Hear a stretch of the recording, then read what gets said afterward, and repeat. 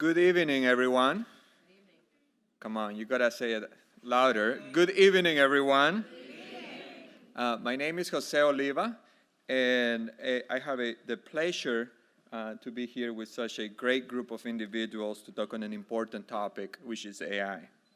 I'm a Doctor of Education Leadership student here at the Harvard Graduate School of Education. Before coming to the Graduate School of Education, I serve as Chief of Staff for Guilford County Schools in my home state of North Carolina. At GCS, we push ourselves to think about the future and to stay ahead, whether it was by building the schools of the future or ensuring that our 68,000 students had the technology they needed to support their learning. But I learned one thing that is very important in that process, and that is that the world is changing. And the world is changing fast and faster than many of our systems were designed to move. And that brings us here. AI is not a far-fetched idea. It is reshaping how young people learn, how teachers teach, and how systems leaders need to think about building opportunity at scale. AI is also raising some very important questions. Questions about access, questions about biases, and what it really means to educate a student and prepare them for the world. And equally important, how educators remain in the driver's seat and responsibly adopt AI with vision and purpose. It is exactly the kind of conversation the Askwith Forum was designed for, bringing the field together to grapple with urgent questions, learn from each other, and build our collective understanding.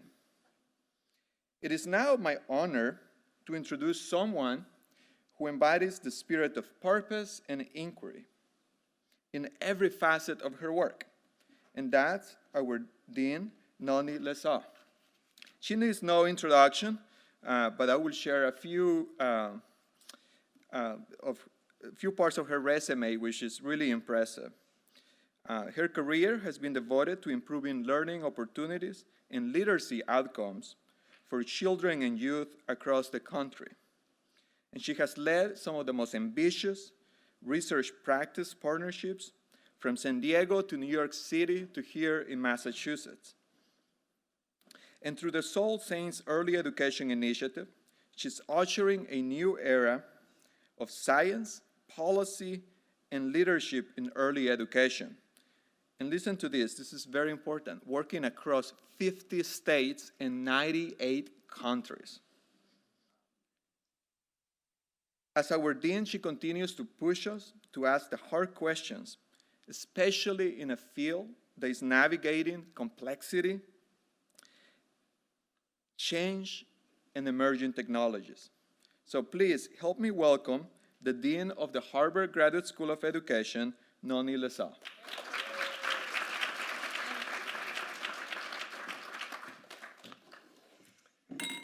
Good evening, good afternoon. Thank you, Jose, for that very thoughtful introduction. It's just a great pleasure to see you all here. And thanks to all of you for joining us. This is our second Askwith Forum for this year. As many of you know, we opened this year's series, the Askwith series, in September with a conversation that had us step back and consider the fundamentals on how artificial intelligence is reshaping the ways we think, learn, and engage with the world.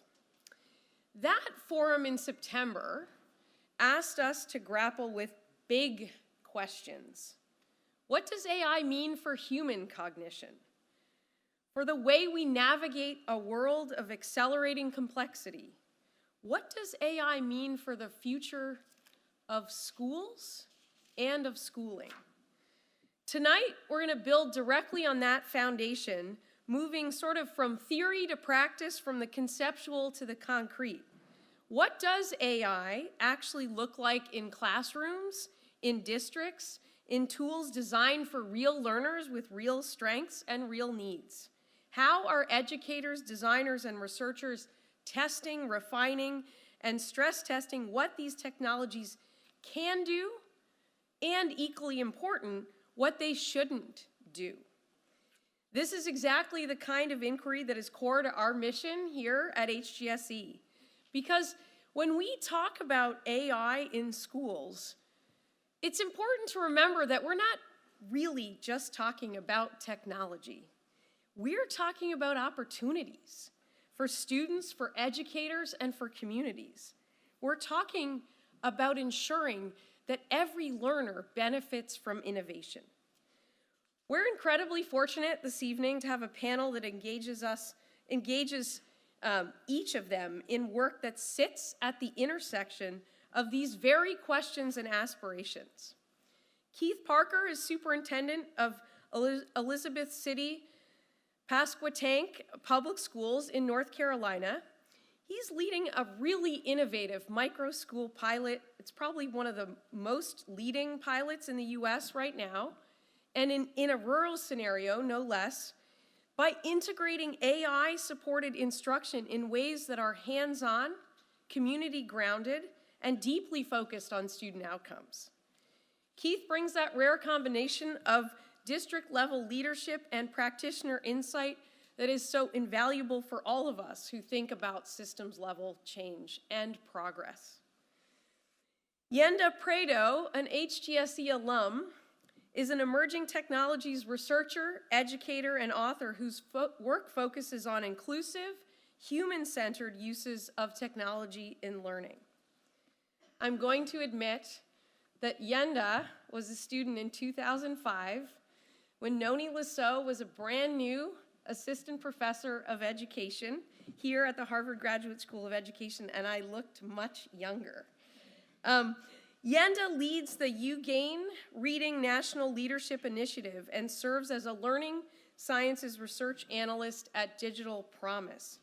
She has advised many organizations, the US Department of Education, PBS Kids, University of California, and she is an author of a book titled Voices on the Margins, published by MIT Press. As far as another wonderful alum to have in our community, Kedaar Sridhar is a recent graduate of our Learning Design, Innovation, and Technology program. He is putting research into action. He co-founded M7E AI, a research-based platform incubated across Harvard and MIT that's meant to help curriculum developers, districts, and educators evaluate and revise math problems in clear and accessible language. This is going to cut to Keith and my's core, right? Which is how do we do more of this work that is designed to support access for all students, including and especially English language learners, by ensuring that the language of math never becomes a barrier to understanding or opportunity. Big, thorny problem in a lot of ways. Guiding tonight's conversation is our very own assistant professor, Ying, whose scholarship is helping the field rethink and think about what AI-supported learning companions can be and how they can expand, not replace, human connection and cognitive work. We're grateful to Ying for bringing together such a compelling group and for the questions she's inviting us to think about this evening. Because the questions really are at the heart of this work. How do we design for students who are too often on the margins of our systems? How do we ensure that AI supports and not substitutes for student agency, voice, and independence?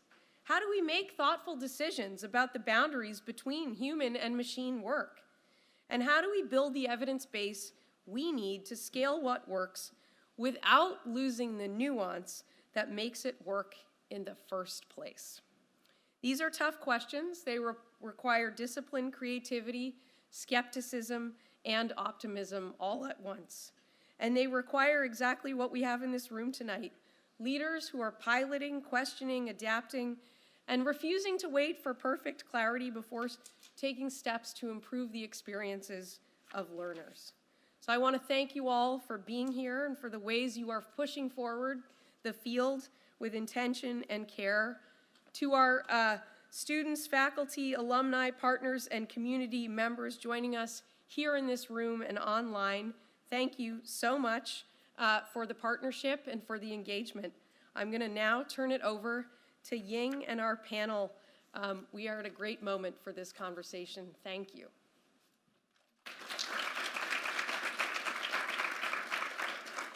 Yeah, thank you for being here, and thank you, Noni, and thank you, Jose. I think the introduction really set the stage. We're ready and excited to jump right in. So before we turn to our broader discussion, I would like to begin by just grounding in the perspectives represented on this panel.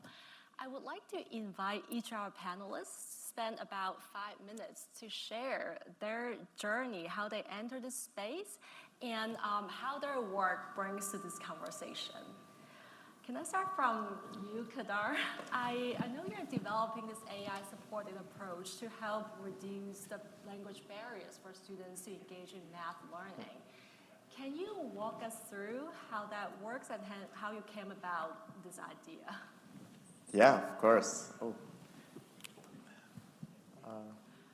So if you have questions, and we do have a QR code to collect your questions throughout the forum. Yeah, thank you for the question, Ying. So yeah, I grew up, in the Middle East, in Oman, very much struggling with math because of content that was being produced that wasn't geared towards me, and specifically it was the language issues themselves. Fast forward to, starting my year at the School of Education, and Dr. David Doctorman had a class in the J term called the Product Practicum. And he brought a publisher, a K-12 publisher, into the space, and they presented a problem. Over 50% of their students were not engaging well with the math specifically. And so me and my co-founder Abdi, who is also my peer, dove into the problem and soon uncovered that there were so many barriers that these students faced when they were trying to actually access the math problems. They were trying to decode complicated English.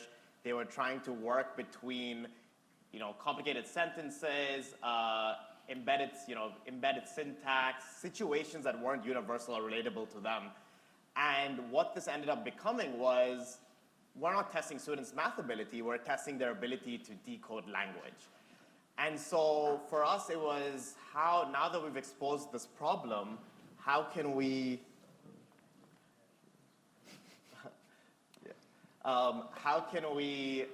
be able to tackle this from the state of, there are one in four students, K-12 students in the US is an English language learner. Millions more are immigrants, they are from low-income backgrounds, they are students with language learning difficulties or disabilities as well, and they are affected by this problem.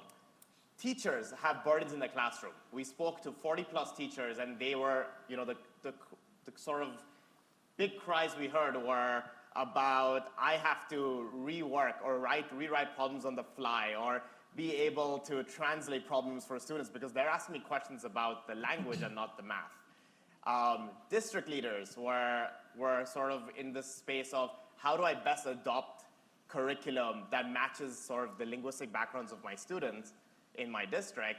And then publishers themselves didn't have the capacity of knowing what a modern classroom looked like, right? And understanding the needs of what a modern classroom sort of is, and scalable tools that sort of serve those needs.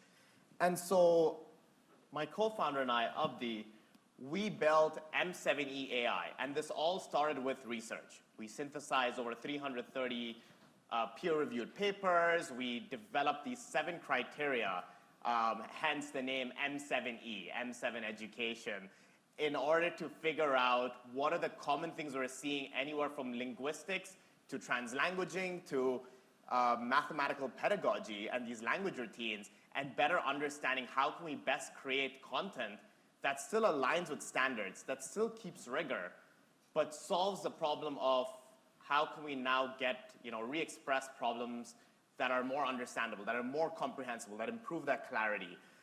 What you'll see on the screen is, here's an example from a grade one problem from a publisher. It's been published, and students are using this. And you can see there's ambiguous terms about being generously gifted, or having these extraneous terms that students just get confused by, whether it's social ambiguity, whether it's the context themselves. By taking the research, by taking the criteria that we've developed, the standards specifically, keeping in mind the Common Core standards here, or even state-specific standards, and more specifically our classroom feedback that we've been getting on the ground, we're able to build what I like to call a living linguistic comprehension model that's able to adapt and be able to serve the students that it needs to serve, and then produce what you see in sort of the green, a simpler problem, turning a three-part math problem into a more understandable three-part math problem.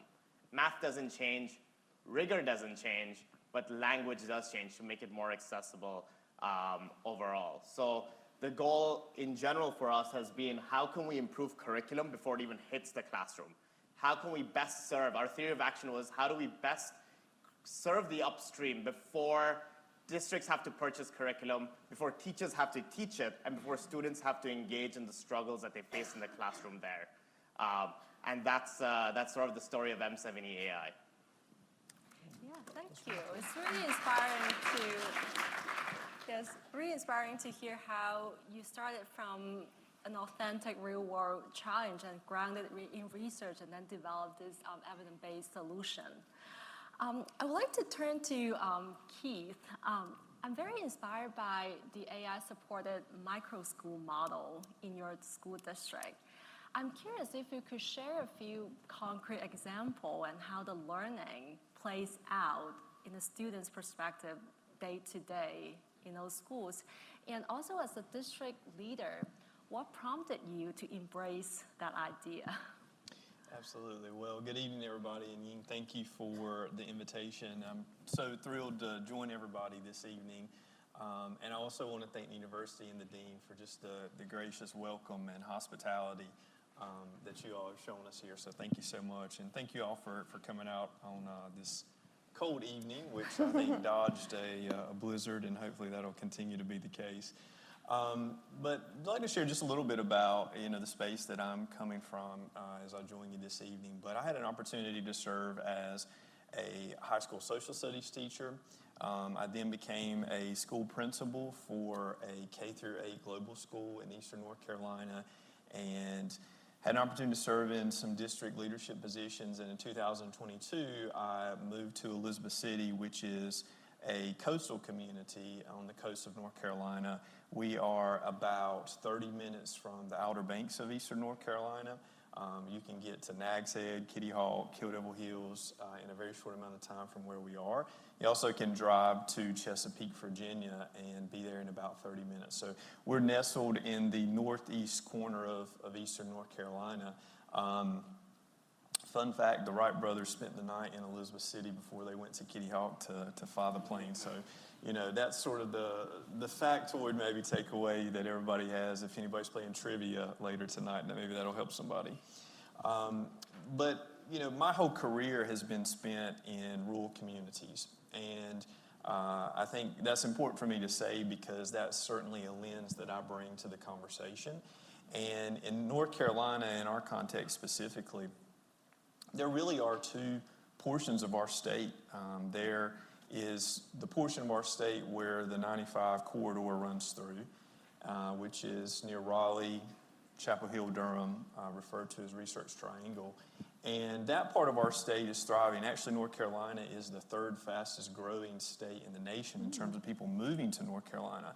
I believe Florida's number 1, Texas is number 2, and North Carolina's number 3. But out of the 700,000 people that have moved to North Carolina since the pandemic, the majority of those people have moved to the center part of our state. They're moving to urban areas. And we're witnessing a phenomenon in our country right now where a trend is that more people are leaving rural areas and they're moving to urban areas. And the people that are moving to rural areas, particularly North Carolina, are people that by and large don't have school-age children. They're retirees, or they're people who are looking to leave the hustle and bustle of an urban area and retire in a beautiful place like Elizabeth City. And so this demographic and population change is having some pretty significant consequences to rural areas. One of that is an exodus of some of our most talented, intellectually gifted, hardworking people, 22, 25, 28, 30-year-olds. And so we're grappling with this change. And so from Raleigh till the beach, the area that's in between is Eastern North Carolina, and it's a very rural part of our state. And economically, over the past 50 years, this part of the state is challenged. And so my career is focused on building up systems and structures in public education in that part of the state. We often say that, you know, it shouldn't be in the wealthiest country on earth that where you live, where you happen to be born, which, by the way, is something that was out of all of our control. But that luck of the draw shouldn't place you in a lower performing school. And students that are born in rural areas should be able to receive all of the opportunities that students receive in our wonderful urban areas. That doesn't put us in competition with urban areas. That just says that rural students deserve those opportunities too. So part of our work is based in creating these models in rural areas where students get opportunity. That led to the foundation of our micro school, which I'm really excited to share more about as we move into the conversation tonight.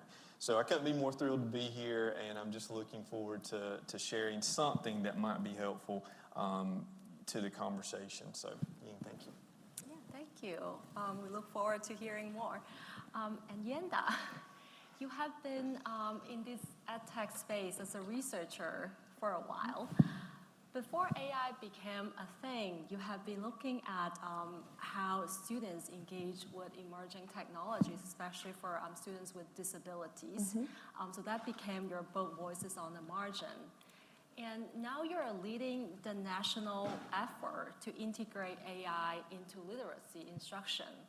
I'm curious, just looking across these two different points in your career and in your work, what is the through line when it comes to technologies and student learning? And what is different now compared to when you started your work many years ago? Absolutely. So first of all, thank you and welcome. Excited to be with all of you.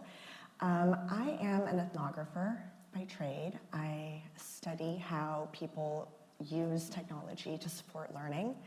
And I like to consider myself a technologist who actually is not that great with technology because I don't tend to focus on the super technical aspects of it. I really like to dive into the social and relational uses of technology. And that's really to tell you a little bit about myself, born out of my lived experiences as a migrant, as an English language learner, as well as a person with disabilities, and my own educational pathway and journey through the public school system. So I've had a lot of time throughout my life to consider the ways that the education system both helped me and hindered me. And that thought is what led me to eventually become an educator, a reading interventionist, and then engage with a lot of great organizations to develop content for learners, and eventually leading me to my current work with Digital Promise. So to preface my work with Digital Promise that I'm currently engaged in, I'll share a little bit about the book and this idea of an inclusive digital pedagogy, which is one of the ideas that came out of the book, Voices on the Margins. So one of the things I'm really interested in is looking at education systems as ecosystems and really thinking about what are the elements that are needed for schools to be inclusive and for students to have adequate and appropriate access to education, regardless of their learning profile or what they come in with to that environment. So thinking about those types of questions led me to the development of this idea of an inclusive digital pedagogy that's really built on three ideas: culture, practice, and support. So by culture, we have this element of a culture of care. We have an overarching sense of values. So oftentimes in systems that are successful, at innovation. We have a very concerted effort to develop a shared value and a shared system. So that's the first part. The second thing that we notice is a set of practices. In the case of the school where I was engaged in my ethnographic research over the course of 2 years, before, during, and after the pandemic for the book, I really noticed a shifting from independent, isolated uses of technology towards these more social collaborative uses where students and teachers were using technologies in very agentic ways to advocate and explore and engage in learning on their own terms. So we have culture, we have practices, and then we have support. And by support, we mean infrastructures. What are the infrastructures that we put in place to ensure that educational ecosystems that we are creating are equitable and inclusive? So for example, in the case of the school,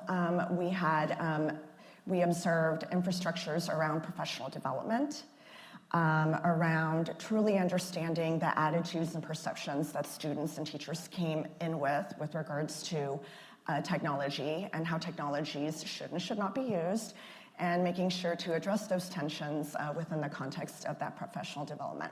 So that's a little bit of background to the work I'm doing now. So at the school, I was very much thinking on a smaller scale of what does a reasonably working educational ecosystem look like that's inclusive, where students are able to access and get their needs met.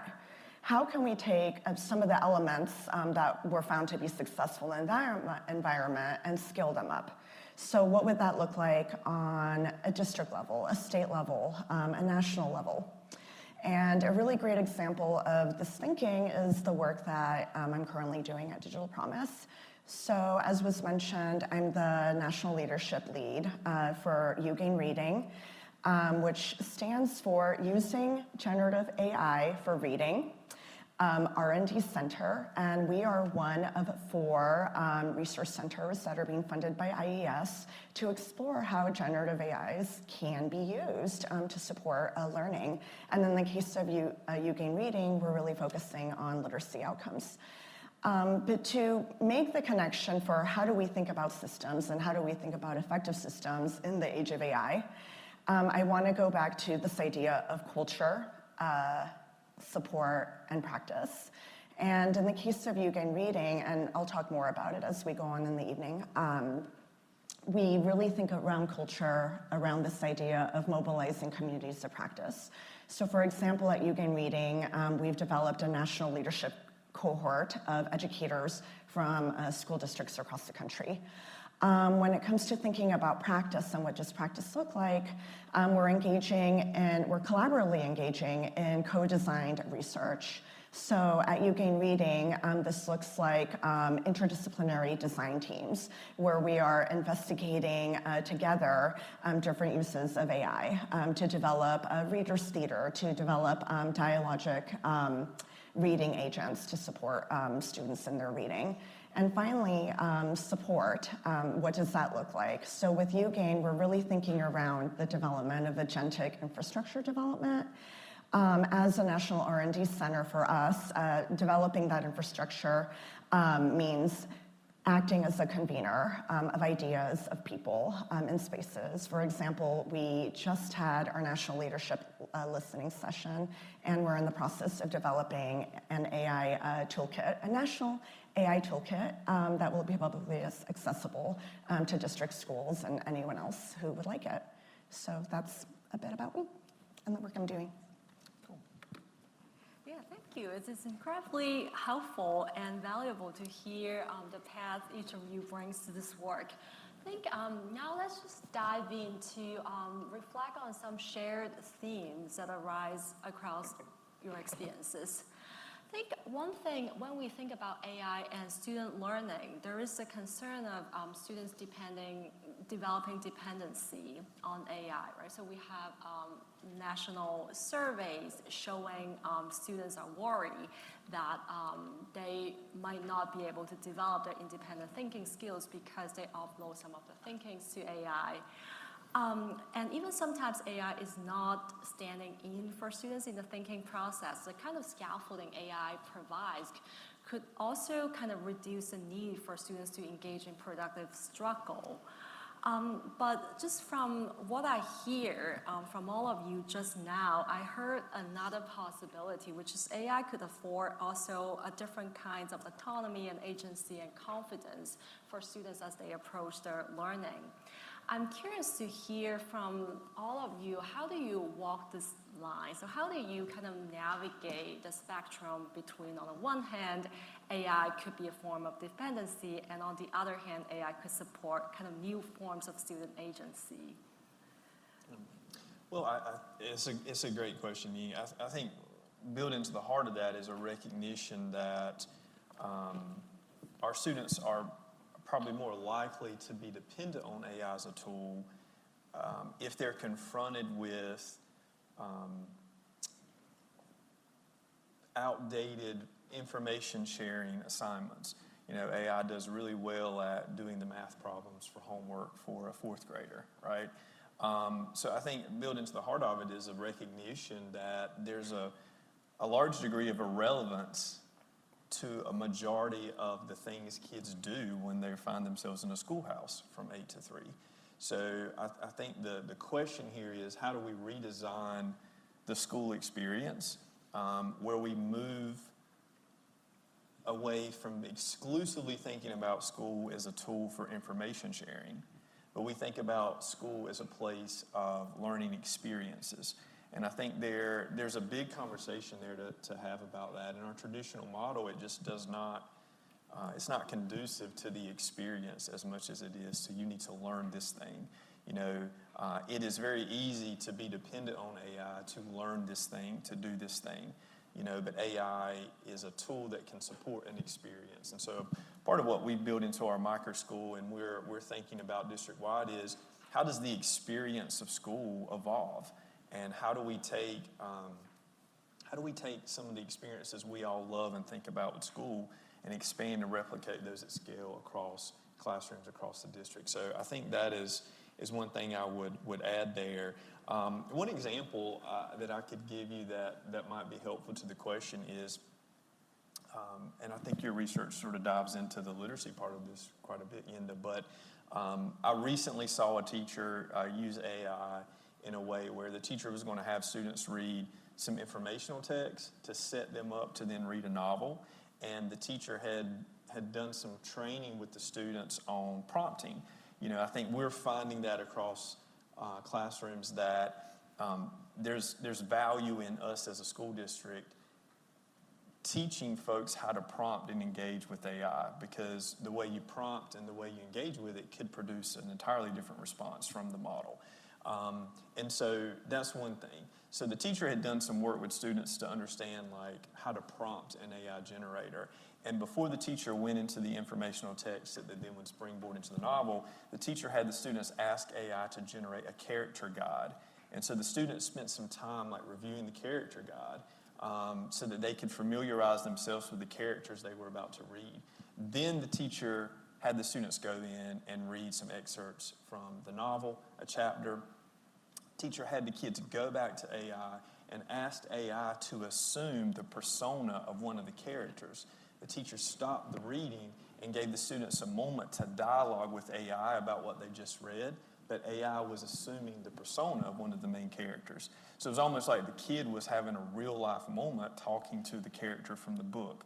That was an activity, and the teacher went right back into reading the book. So I think us thinking about those experiences, you know, if you could have a real conversation with Mark Twain or a character from your favorite book, Harry Potter, whatever it is, that's something that students would find very compelling, right? AI can do that. But we don't want students to never read Mark Twain or, in this case, Harry Potter. We want them to read the text and be engaged with it. And certainly AI can summarize and it can tell them what was in that chapter, but that's not worth anything, right? If you don't ever read the book. So we want kids to read the book, but we also want AI to supplement what they're doing. So I think thinking about it in terms of the experience it can generate is probably a way for us to grapple with this dependency question. Yeah, so this is a great example how AI could enrich the experiences but not undermining it. And Kedaar, do you want to add anything?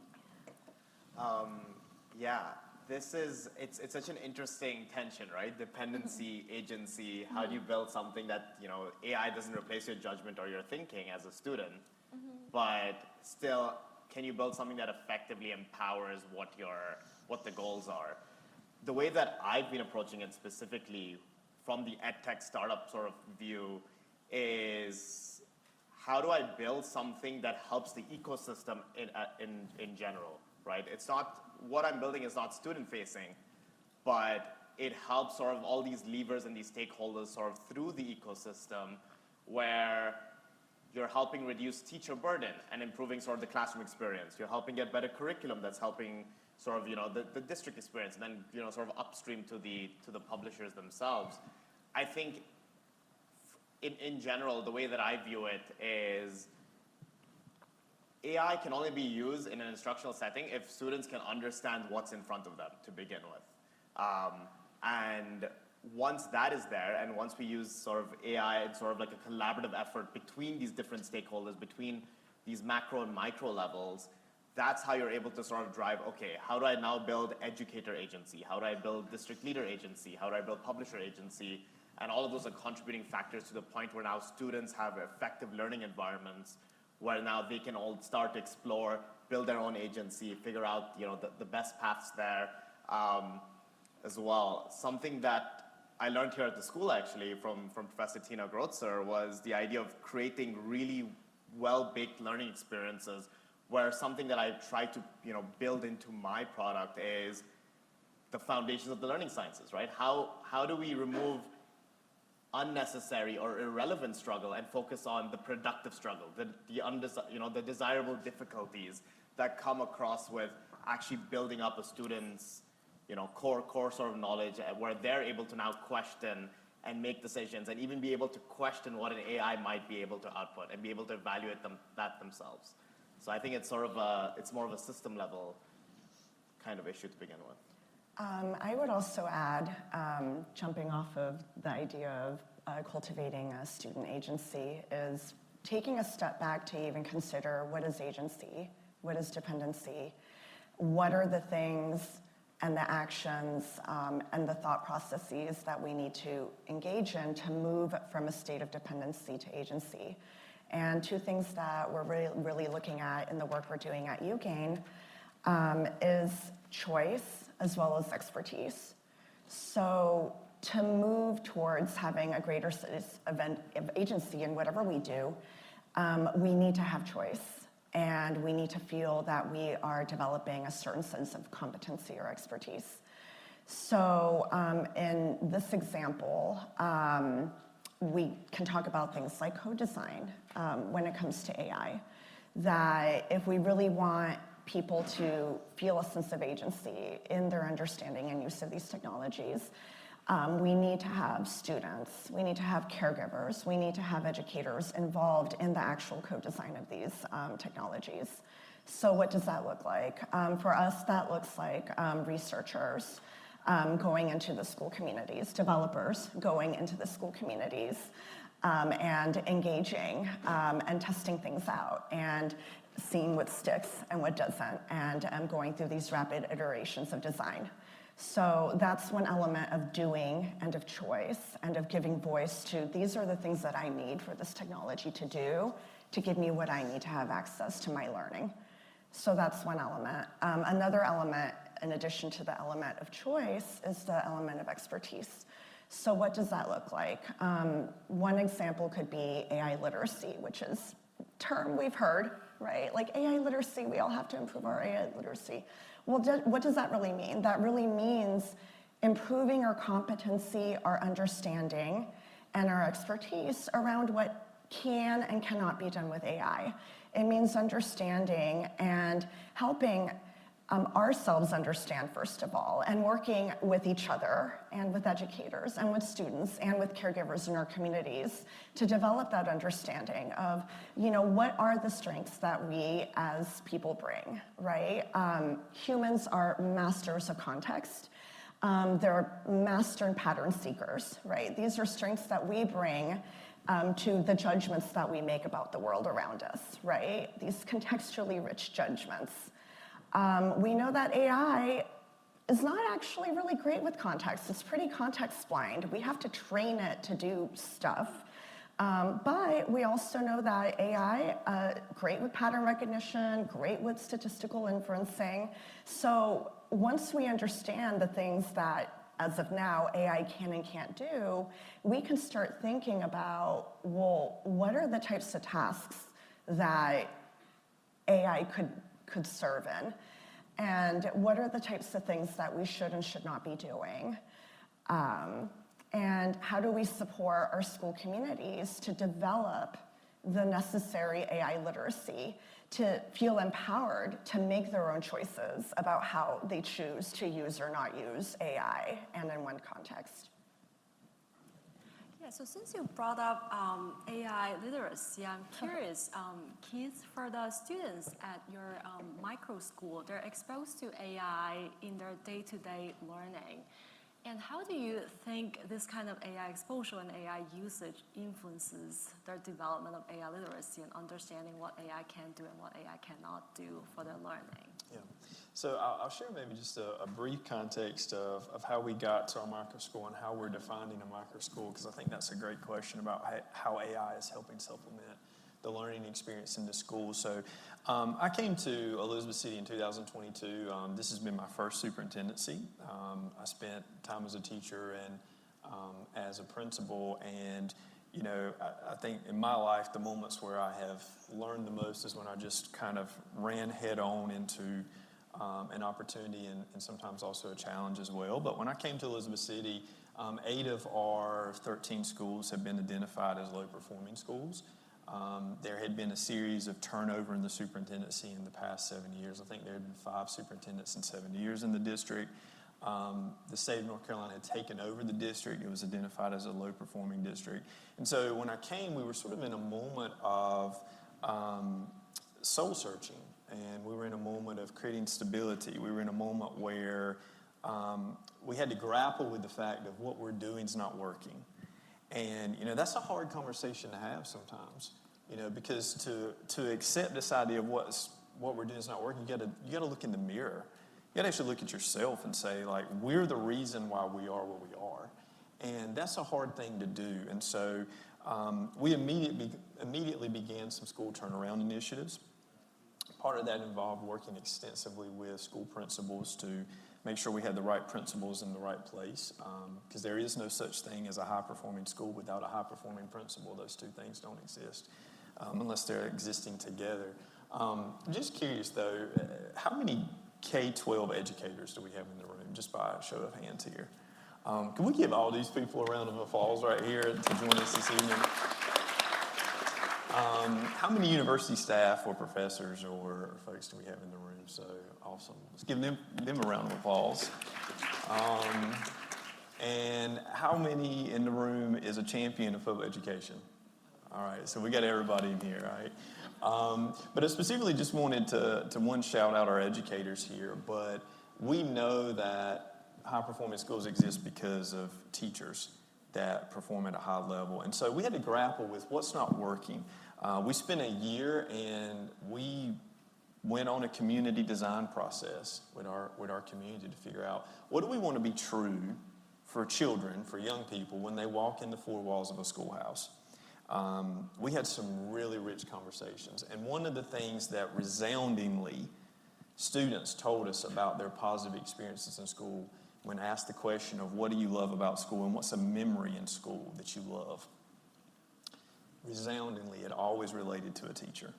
So to the folks that raised their hand on K-12, I would just encourage you and invite you to walk away from here this evening and remember that what you do matters. And K-12 educators are heroes. They change lives every day. You may not know it for a long time. It may take a couple years before you have a student come back and tell you that, but you make a big difference, and don't ever forget that. Parents told us overwhelmingly about what they wanted to be true for young people in Elizabeth City is that they wanted a plan for their child the Monday morning after Friday's high school graduation. What's my kid going to do? Are they going in service? Are they going to be employed? Are they going to higher education? And we need some help as a family on how to navigate that, because the process of going into workforce or higher ed is different than when I did it. And that's true, it is. And we recognized we were missing the mark in a lot of areas as a district, both academically, but also meeting the hopes and dreams of our kids. And what I'd invite us all to think about tonight is you can have success in something and still not get what you want. You can have a district and a school where every school is identified as an A, or academic standardized testing's through the roof, and still not have what you want. What you actually want is for young people to live a self-fulfilled life of purpose. And that's really what I think our time in K-12 is all about. So through some of these conversations, we went across the East Coast. We sent about 150 people on inspiration visits. We found some philanthropic money, and we just sent people out. We said, go. We found 40 of the highest performing schools on the East Coast, and we sent teams there. We went to $50,000 a year day schools in D.C. We went to micro schools, went to public schools, went to charter schools, and we brought these teams back, and we compiled through visioning. What did you see? Like, what inspired you on these visits when you went across the country? And there were some rich conversations.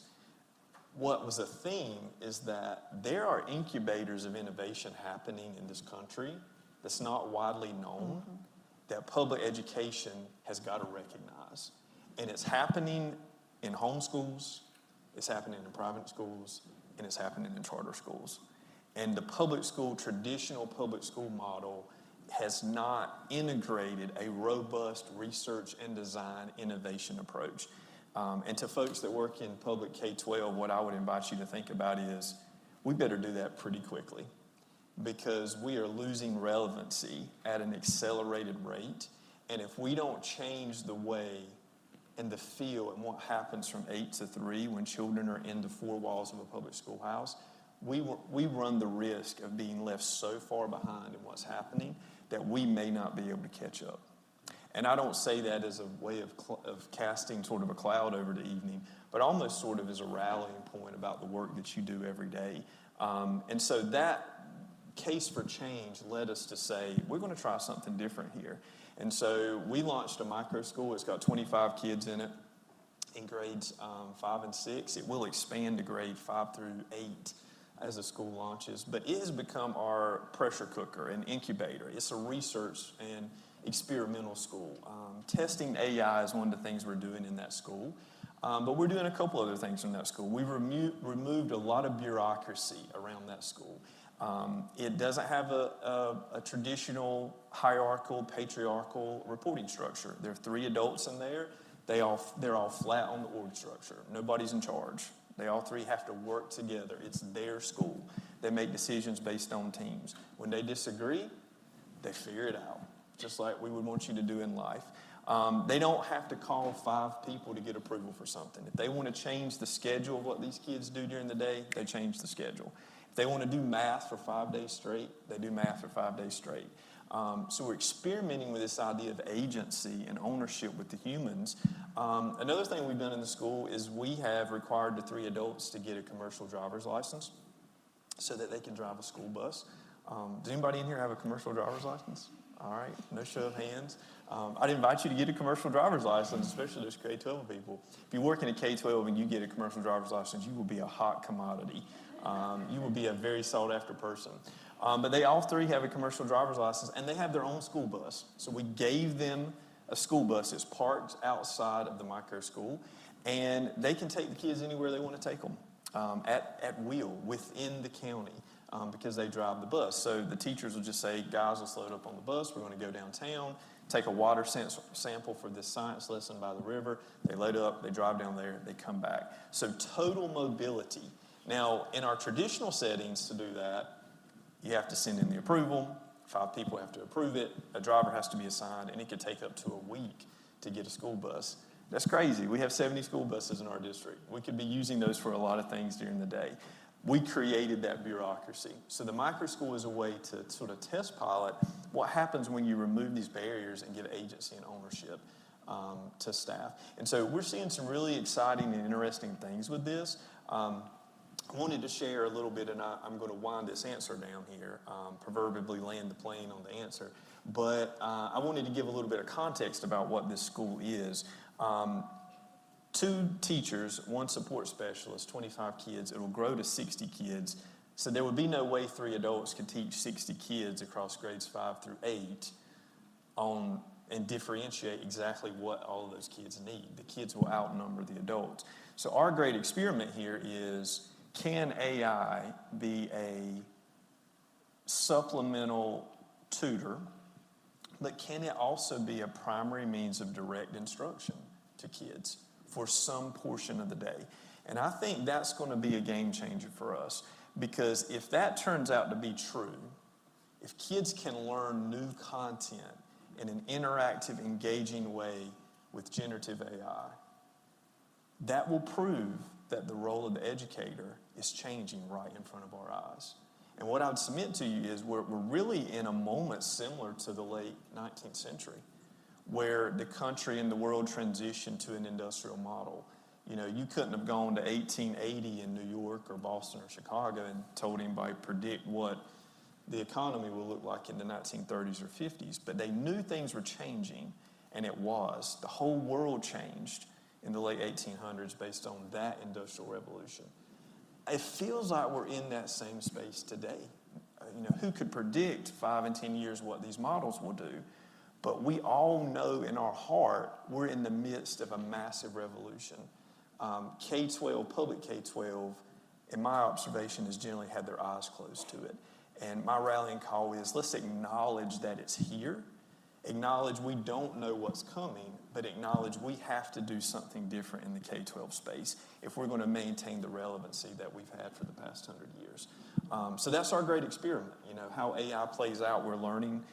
We have failures every day, we have successes, but I do think there's a way for us to look at AI supplementing not just remediation and intervention, but also teachers using it for new core content instruction.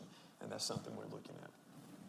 Yeah, let's linger on the experiment theme a little bit. So you mentioned something was not working, the old model was not working, and you're also doing a lot of innovations and experiments in the micro school. I think also Yenda and Kedaar, you also talk about like co-design and figuring out what works and what doesn't work.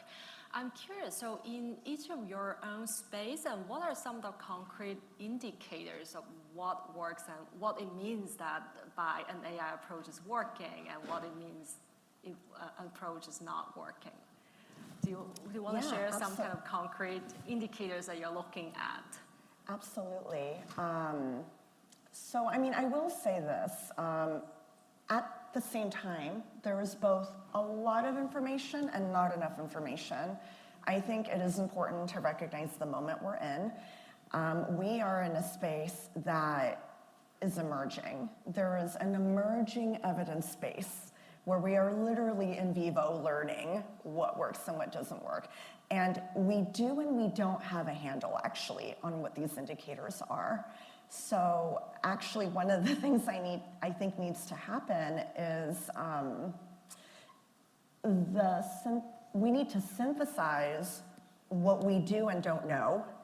And in my opinion, we need to develop a corpus that synthesizes where we're at in the knowledge base. That would include these types of indicators, Ying, that you're asking about. Think an equivalent of what works clearinghouse, but for the AI and education space. Because again, we're in this era of knowing a whole lot and knowing nothing. And how can those two things be true at the same time? So at UGain Reading, what we're really looking at are indicators that go beyond just performance measures, as you were mentioning, Kedaar. We're looking at how can we use the things that we know AI is good at pattern recognition, statistical inferencing. How can we use those assets and couple them with what we know works from the learning sciences in terms of how students learn? And what does that look like? So we're very much interested in the idea of learner profiles and developing learner profiles. So what does the learner profile of an English language learner look like? Well, that depends on native language, among other contextual factors. What does the learning profile of a student with a learning disability look like? And how can we identify, collect, and develop a multitude of learner profiles? And how can we use those profiles to train learning agents to deliver just-in-time instruction that is tailored to the specific need of a specific student, and because of the capabilities of AI, do it in a way where we can scale. We can do it at scale, small, medium, large. So we're very much interested in looking at development of those learner profiles, and we're very much interested in going beyond asking, did the student learn X, Y, and Z, right? A performance indicator, which is generally what these learning technologies do. We're interested in looking at other factors that we know also influence learning, such as motivation, such as background knowledge, such as executive function skills, right? So we want to be asking questions, is there a way that we can train these agents to be able to tell from how a student is reading out loud a text, whether or not they are engaged, whether or not they are understanding what they're reading? That's really, really hard to do, even for us humans. But to me, that really is the next level in terms of thinking about these types of indicators and what kinds of indicators, and how do we think of the student as a whole person, right, with a constellation of experiences that inform how they are learning. And how do we engage in this very embodied experience that is so human? How do we find ways to identify some of those elements in the design of some of these learning technologies? Yenda, that's such a great sort of setup to the general theme of emerging evidence landscape for AI, right? Like there is no concrete way of saying, oh wow, my AI is the best and it'll help solve learning. But what I've sort of, and me and Abdi, my co-founder, have sort of approached this in a way of, we are not experts in all of the different fields, ranging from publishers to districts to teachers to all of these, these different stakeholders. And that's when we get back to co-design in terms of how do we actually take the expertise and build it in such a way where we can now take these different voices, create some participatory design, create some co-design, and build really robust sort of models into how we think about AI. My background's in computer science, in product and tech, and then in education. And when I have conversations with district leaders or educators or all this, no one cares about how optimized the model is. No one cares about is it different from existing things out there? What they care about is, what is the actual impact that's happening? What is the story that's being told? And so when I think about evidence, it's evidence geared as a story for the person that it matters for. My conversation with an educator is very different from my conversation with a district leader, right? And it's the types of evidence that could be very specific to, hey, look at the before and after, here's a content level evidence, to teachers are now reporting that students are asking less questions about the language in these math problems. And they are now, there's definitely an uptick in comprehension, right? And there is more focus on, I now understand the problem and now I can solve it. And it's sort of getting to the core of, was it a comprehension issue, whether it was a linguistic comprehension issue or a math comprehension issue. And so as we're having more and more conversations, and we're, similar to, you testing it out in your micro schools, we've been running low-touch RCTs with schools, with various schools as well, in terms of how is our content actually doing, how are teachers responding to it, how are students responding to it, and then sort of how does the different stakeholders in these systems respond to it as well, in order to further our understanding of which indicators and which pieces of evidence matter most to the entire system as a whole. And that's something, I learned from Professor Michael Hornier, who was all about systems level thinking and creating shifts in education. And that is something that can't be done in a silo. It has to be done, at a greater level. Yeah, solid. And I think one thing I'll just add that I thought about as you were saying that, Kedaar, which is very helpful, is we have got to do a much better job of teaching computer science at a young age. Our young people do not know conceptually, most of them, what this technology is. They don't know, we've not taught them what's behind the iPad screen. Like, what is a computer processor? How does this work? We have young people right now that use these technologies all day long, but they don't really understand what the internet is conceptually at a young age and what matters. So I think we've got to do a better job of teaching kids basic computer science so that they understand what is in front of them. And I think that was said earlier. And that's why I think K-12 computer science education really should be a national sort of mandate for us. It probably has become just as important as math and English and science. Yeah, thank you. I really appreciate the perspective you're bringing here. I think we'd love to open up our conversation to also bring in the voices from the audience as well. We actually had a lot of great questions from the audience. Let me start from one, actually to Kedaar. I think your tool really has great potentials, and the audience is curious, how open do you think the publishers are to integrate your AI program into their materials? Yeah, no, great question from the audience. So after all of the conversations we've had, so we've spoken to pretty much every big US K-12 publisher, and there is definitely openness to incorporating this, because for them it's a way of just building that editorial capacity that they didn't have before. You think about a publisher's editorial team, and not all of them together will know the context of every child in a classroom. Right? We've spoken to teachers who are like, I have 25 kids, 25 different nationalities, backgrounds, languages, different assets that they're bringing. No one person has the capacity to understand all of that, and that's where AI can come in and help.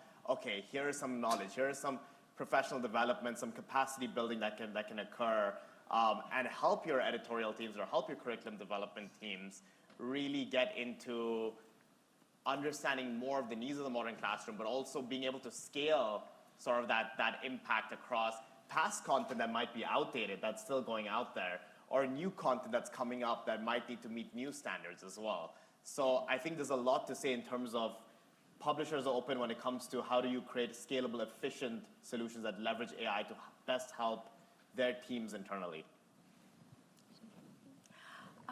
We have also a very visionary question, actually to all of you. So if you could redesign the entire educational system from scratch using AI, how would you envision it? And the audience specifically referred to one of the newer private school, Alpha School. So what they claim is that they use AI to support learning, and the students could learn in just 2 hours of the content that the other students at public school need to spend a whole day learning. I'm curious, just how would you envision the future of schooling? I'm going to take a page from what you've been talking about, actually, to say that what you're accomplishing at the micro school is amazing. And ecologically and humanistically, it makes sense, because for millennia, this is how humans have learned. We have learned by doing. We have learned not just from our own caregivers, but from our elders. And we have learned and gained agency by, again, having choice and developing competencies, which again goes back to the idea of learning and trying different things and seeing what sticks and being open to co-designing with each other. So in my vision, we would probably, to a certain degree, scrap what we've created during the Industrial Revolution, which was meant to produce good little factory workers. And also taking a page from Gardner's book, this idea of having core prerequisites. So he talked about the 3 R's, right? The arithmetic, writing, and reading. So ensuring that as a populace we have a core skill set, but then actually devoting the majority of our learning journeys to learning about things that matter to us, to learning about things that we are passionate about, that we actually have competence in. You know, each of us is so different, and that's going to look different for everyone. And maybe it looks like multiple micro schools across the country. Maybe it looks like developing the AI technologies to such a degree that we can use them to co-facilitate or to co-engage in some of our learning activities. So thinking of education in a very individualized, multifaceted ways with that support and care that I talked about earlier of having a culture, having a practice, and having a support infrastructure in place for making it happen. Yeah, whoever submitted that, you know, they really opened up philosophical chairs. That's a great question, and you know, I mean, it's the defining question of our age is what do we do with 80% of the young people in this country when they're in a public institution from 8 to 3. And we don't know that, but I do think there is this element of try something different. You know, even if it fails, you'll be no worse off than you had to been had you not have tried it. So I think this permission that we all need to give ourselves of just try something different, and that can start tomorrow to the folks that raise their hand that are K-12 educators. You actually have the power tomorrow to do something totally different. When those young people are with you all day or for 90 minutes or 50 minutes, that's up to you. You don't have to have a principal come tell you or a district leader. That's your space. You can try and experiment tomorrow. So this idea of trying something, I think, is a way maybe we start to figure that out. You know, I do think that I mean, we took a look at Alpha School as a model. I mean, I think there is this point here of we all recognize that spending all of the time with content mastery probably is irrelevant when you have AI and the internet. But then this idea of having no content mastery is probably not helpful, because if you sit down to engage, you know, with an AI generator or something, you have no background contextual information. You have no way of having any kind of relevant engagement with anything. Our kids have got to know stuff, and the only way you know something is through repetition and patterns. You know, you have to memorize stuff. Like, I still want our kids to memorize 1607, 1776, some of the things that you just need to carry with you in your mind and your heart throughout life. And that takes time. So there's got to be time in the day where you acquire some of that, but then there's also got to be time where you experiment, create, and try something new. And so, you know, I don't think anybody's found the balance to that, but, you know, it's a work in progress. Last thing I'll say is, particularly in rural areas, public schools, particularly our high schools, are the biggest spaces in the whole county. So if everybody wanted to get together in Pasquotank County for a big event, it's usually a Friday night football game. It's in our auditoriums. We have some of the biggest meeting spaces. You may have read that Western North Carolina went through last year some tragedy with the hurricane and the mudslides. Public school, high school gymnasiums were sanctuaries for people. They were the biggest spaces in those counties. And so our schools are heartbeats of communities. And so I don't think this future is sacrificing our kids being together collectively in a space. That might mean some of them are in a micro school over here, some of them are there, they come together. But I think there's a way to do something differently about what we do when we have them from 8 to 3. And the last thing here is, if I could just redesign school completely, and that's something we're working on, I think every child should be in an athletic or an academic team. There should be athletic and academic competitions from K through 12. And a part of that is you learn a lot by being on a team that's high stakes, and there's a winner and a loser. Actually, there's a lot of life lessons in that. One, how to have humility when you win and graciousness. The other, how to have resilience and to pick yourself up when you lose, because life is filled with both of those moments. And I think there's a value. The happiest I see kids in our school system oftentimes are after an athletic competition, after an academic competition, after a play, after a musical concert, or after they displayed artwork they created. There's value in that space. One of the things we launched this year is we brought an elementary athletic league to all our elementary schools. We have an elementary soccer and an elementary basketball league. To our knowledge, we're the only public school district in North Carolina that does that in elementary school. It's at no cost to the students. We have coaches. We put our own athletic director in there.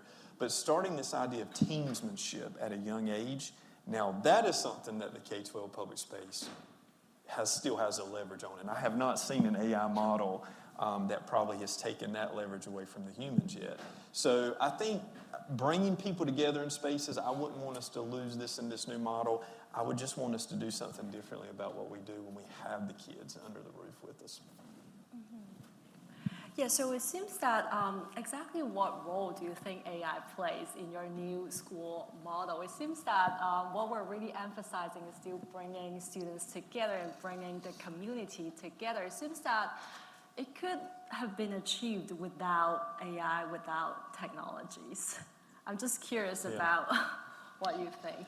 You know, I think that's a solid question. I think there's probably value in considering large portions of the day when we don't use technology. You know, we're trying to build that in. One of the things we've done in all our elementary schools is we open the day with a morning circle. You know, there's a value when humans get together in a circle. That's an age-old, cultural legacy from, many different cultures. But get in a circle, start the day off, and let's talk about who you are as a human. One question that I throw out every time I talk to a young person is, tell me who you are. What's something you love? When's the last time you were happy? When's the last time you did something with your family that brought you joy? I care more about the music you love. I care more about what you did with your family. Tell me something you love in the world. What brings you the most joy you've felt in a long time? Tell me about that. That determines who you are as a human. School should be a mirror of that. Kids should be able to see themselves in the schoolhouse and explore that. So I think their technology can take away from that. So I think there's this idea of how do we, detox from it. But then there's also a way of using it. One of the things that we've recently started doing is we'll walk into classrooms and we just use ChatGPT to take a photograph of a text, ask it to tell us the Lexile level, is this grade level appropriate text? Instantly, it's great at that. And that's a tool for our administrators to help teachers to say, you're using informational texts that are 2 and 3 grade levels below what your grade is. Let's teach on or above grade level, not below it. So that's a tool that we've not had, being able to take lesson plans and text and modify them, simplifying the role of the educator, making life easier as a tool there's so much application and practicality, I think, for that. So I think like most things, it'll probably for us be moderation, a little bit of both. Yeah, thank you. So it seems that our panel is pretty optimistic about AI in general. So I do want to take a question that talks about concerns, not specific concerns though. So do you think that there are those anxieties and fears about AI kind of reducing students' independent thinking and plagiarism and this human connection being undermined because of AI's existence? Do you think that those fear and anxiety are design issues and implementation issues that we could get away from, or is more of inherently, is AI, the nature of AI, is really difficult to avoid? That's a great question. And just sort of going off what both of you have touched upon, it's how do we best use AI to empower the people, right? Empower the educators, empower students, empower the entire ecosystem as a whole. So it's less of I don't think AI itself is inherently bad. AI is just a tool. AI is just a thing that is there that we can use, but it's how are we best using it to not replace the judgment, to not replace the thinking, to not create that dependence specifically. And that's why I'm a big believer in, if you were to use AI in any sort of educational setting, it's knowing, everyone knows where it's good, but it's knowing where the limits are, where it fails. What are the edge, what are the boundaries of what it can do for these specific places or these specific tasks? Because AI is continually evolving, right? All these large LLM models are developing and they're going on their own ways. So it's constant testing, it's constant breaking, right? To be someone now who can use AI in the best sort of ways specifically without those concerns, it's have I been able to really put it through the pressure test, right? And be able to test it in a micro school or test it with other technological tools as well. And really see, okay, this is where it is. But I think at the end of the day, it is a tool, and it's how you design and use, it in conjunction with us as humans. So you think we could design away some of those negative consequences? Do you have anything else to add? I think one part of it is, humans have the freedom to choose oftentimes, and you have the freedom to choose wrongly. And I think that's a life lesson. It seems that the road to regulation of some of these things, I think we see this play out with social media and free speech and different things. It seems like the road to regulation could be a complicated one. Maybe not. I don't know enough about the policy space there, but some of it is trying to teach children at a young age, you get choices in life. One of those is you could choose to rob yourself of an experience and make a wrong choice, but what would be the implications of that for you? There's also another choice. You could go this route. You could take the road less traveled. So I think some of this is inherently going to be a recognition for us as a society of, if we want to maintain the freedoms that we have known, we're going to have to recognize that some people will have the freedom to choose poorly. And that'll have, life will have implications for them on that. How can we teach our young people how to self-monitor, how to self-regulate, to build empathy and awareness, agency within young people? That probably won't solve all of what you're talking about, but maybe that's a first step, and that might get us farther than the regulatory side of it. Mm-hmm. I think another good step is going back to the idea of increasing our own knowledge and competence so as to feel more empowered about hopefully making better choices. And how are we supporting states? How are we supporting districts? How are we supporting schools in their own endeavors to develop the guardrails for their specific learning environments of how they would like their school communities to use and not use these tools. And that's going to look different. That's going to be variable. What might be okay for one school district might not be okay for another. In our national leadership cohort, we have school districts in our cohort that's there to support our AI initiatives. We have districts where the use of AI is banned. And then we have districts where they have taken it on head on and have integrated it into the classroom settings. So it's going to be contextual. The answer is not an easy one. It really is one of those, it depends on your learning context. And I think that one of the things as a nation, ideally at the federal level, if not at the state level, we can do is develop and provide a corpus of resources and funding to help school communities at the district, state, and national level develop their policies and guidelines around how they would like to learn more about and make decisions about how to use the AI tools at their disposal. Yeah, some good points. Yeah, we probably have time for one more question. I do want to circle back to one of the central theme of all of your work, which is equity and inclusion. So considering how children enter formal schooling system with gaps between in reading proficiency, And how can AI help close this ever-widening gap? I think when we talk about AI, it really points to two really different directions, right? On the one hand, the personalization and broader accessibility could close the opportunity gap, but we also know that in practice, students with stronger foundations or higher level of motivation, usually they're better positioned to actually gain more benefits from emerging technologies. How do you see this tension, especially for students who are already underserved by the school systems? Okay, I can start. I'll put you on the spot. Right. So I think there's a few things going on. I think on the one hand, technology in general is actually a great equalizer. Most people on the planet have a cell phone. You know, they may not have other things that we need to live, you know, a decent life, but most people on the planet have cell phones. Most people in some way or another have access to technology. And never in the era of human existence have we had access to knowledge, whether it's correct or incorrect, as we do now.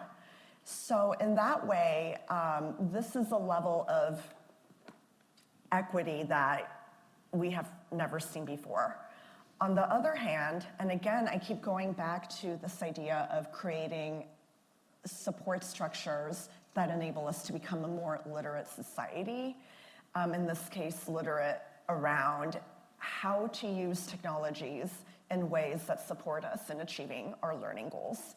So this is where we can see a lot of these equity gaps, right? Where we're more likely to see kind of these well-developed ecosystems for using emerging technologies in useful ways in schools and districts that are well-resourced, that might have leadership structures that are very open and amenable to bringing in these types of technologies that are maybe close to a research institution such as Harvard, right? And have access to expertise to make the things happen. What do you do when you're living in a technological desert, in a knowledge desert? You know, what do you do when your school or district is in that environment? So that's where we do see some of the gaps. And there is no easy answer to that, actually. I think we continue, it's the tool, as you mentioned, we continue addressing it the way we continue addressing many of the educational inequities that we continue to face. And that is, again, with a culture of care, development of mindful, inclusive practices, and provision of infrastructures and support that allow educators and students to do the things that they need to do in order to access learning. Yeah, thank you for that, Yenda, because I think it resonates with all of us on the panel here in terms of like access is the core of what we're trying to do in terms of providing opportunities to students in general, to the entire ecosystem. And I think what you said about technology being equalizer, I really think AI has the potential to help, you know, equal the playing field when it comes to student learning as a whole. The reason why, you know, M7E even took off in the first place was because we had an example. It was a question about lacrosse, right? And students in more affluent areas understood what that was. Students in low income, you know, Title I schools are like, I don't know what this is, and I do not know how to interpret this question. Take us as a nation doing some pretty deep soul searching about who we are and who we want to be in the future and what we're going to do about it to be able to change some of these outcomes. And I know we're winding down, but I'll leave you just sort of with a thought here. I wrote this down. I was a high school history teacher, so I think I would probably be doing a disservice if I didn't leave some kind of, you know, historical quote. But I was thinking about the questions that Ying sent, and, you know, I thought about something that President Lincoln said in an uncertain time in the middle of the Civil War and a turning point in the country's history. And he wrote midway through that in 1863 that the dogmas of the quiet past are inadequate to the stormy present. That feels a little bit like where we're at, right? The legacy of what used to be school that you and I knew when we were there. The memory of that feels good for some of us. but it doesn't seem relevant to where we are today. The occasion is piled high with difficulty, and we must rise with the occasion. As our case is new, so we must think anew. But we also must act anew. We must disenthrall ourselves from the past, and then we shall save our country. And as I was reading, I think that, to me, symbolizes sort of the moment we're in. If we in the K-12 public space stay fixated on the victories and legacy of what we did previously, we will miss out on the fact that we're in the point of a revolution in the way people learn. And if we don't disenthrall ourselves from that, we're going to miss the moment. We're at a point, though, where we have an opportunity to choose. And we could choose to think differently, but then in doing so, we got to think to act differently. Because you can think something and not act on it, and the idea died. So we're at a moment where we got to think differently. The people in this room have brought a lot of ideas, but we also got to act differently. And I think that's the moment we're in. Yeah, thank you so much for ending us on that note. And also thank you for all the audience to engage with us and for all the thoughtful questions. We wish we had time to take all of those questions, but we do have a reception following, so hopefully we could continue some of our conversations there. Thank you. Awesome. Thank you.